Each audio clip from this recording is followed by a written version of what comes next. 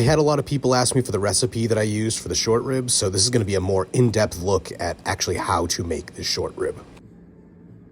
So I'm taking about 1.5 pounds of short ribs and I'm seasoning them on both sides with salt and pepper. You want to go heavily so that you don't have to adjust later. Then we're making a mirepoix, which I'm taking 2 carrots, 2 celery sticks, and a whole white onion, dicing those into about the same size so they all cook evenly. Then you take your short ribs and you want to crisp them up on all sides in their pan and leave that font on the bottom. Add our mirepoix and then cook them down until the onions are translucent. Then we add our tomato paste. Once that gets a nice brown color, we're going to add about 1.5 cups to 2 cups of red wine and mix it until it's thickened like this. Once that's nice and thick, we're going to add our short ribs back in and then add beef broth until it reaches about halfway up the sides. We're going to bring that up to a boil and then add in our spices, which is black peppercorn, clove, and allspice. Then we're going to stick in about half a bunch of parsley, including the stems, a few sticks of fresh thyme, a few sticks of fresh rosemary, about 2 or 3 of each, and about 4 cloves of garlic get added directly into that. Next, everything gets covered with a cartouche and placed into our oven, which we've preheated to 300 degrees.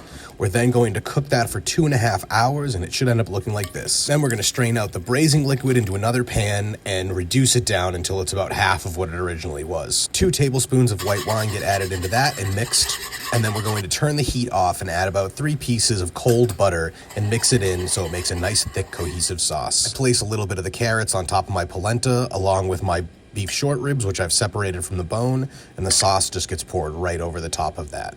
Perfect.